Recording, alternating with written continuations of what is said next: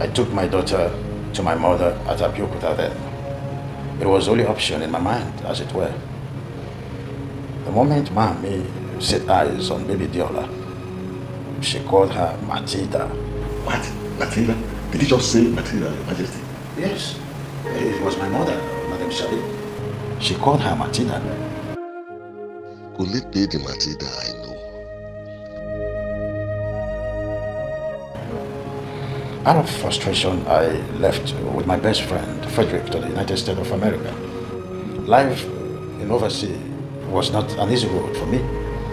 I spent the better part of my life in jail, so I didn't come back for my daughter, as I promised.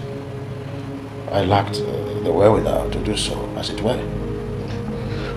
Your Majesty, how do you mean?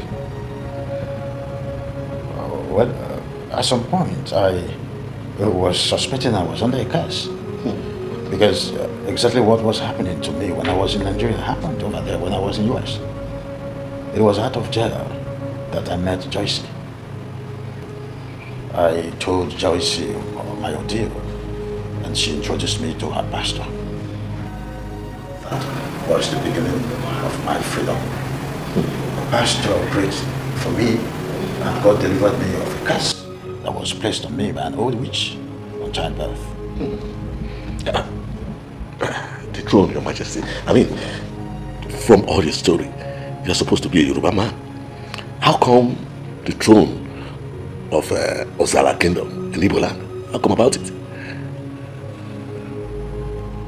An old man appeared to me in my dream and said his name was Omekanaya, my father.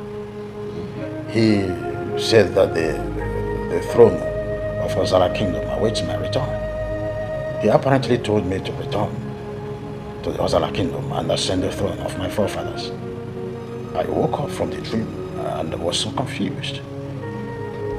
Then I recalled that my late mother, Madame Sade, had told me her own part of the story, that my father's name was Omekanaya, an Igbo man she had an affair with, and that the man was on a clarion call to return to the land of his forefathers and ascend his father's throne.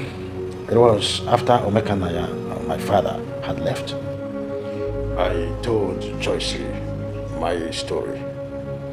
She contacted her pastor.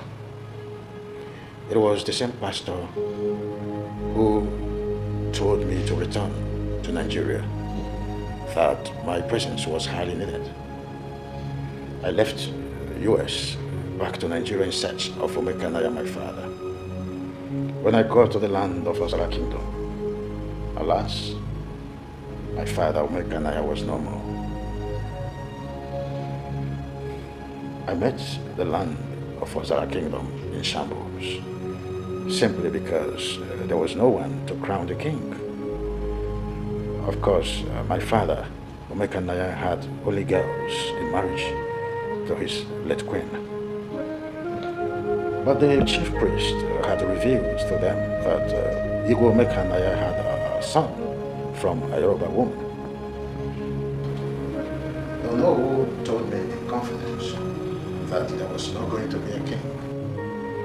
And I had to invite Joyce to return from the US to be my queen. The rest was a history. But before then, I had gone to my mother to pick Diola.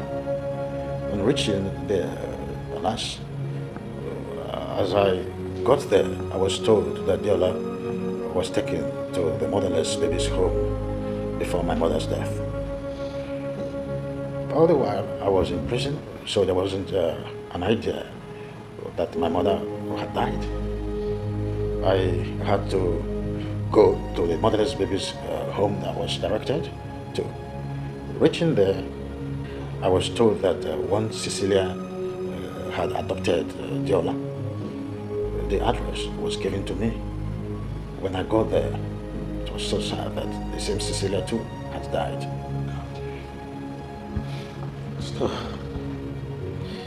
The address of the neighbors told me that the Cecilia's daughter couldn't pay the rent, so the landlord ejected her out of the house.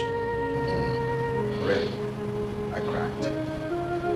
I cried. I cried so much because there was nowhere to see Matilda, my daughter. Your Majesty, from your story, I think I know where your daughter, Matilda, is. Your Majesty, they allow Matilda now a maid in Chief Rufus' house. Rufus? The same Rufus that got married to Authority? Exactly, Your Majesty. In fact, Dorothy has made life a living hell for Matilda in that house.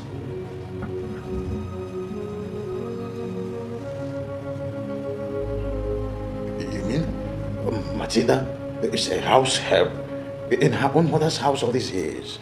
Your Majesty, I'm afraid, yes.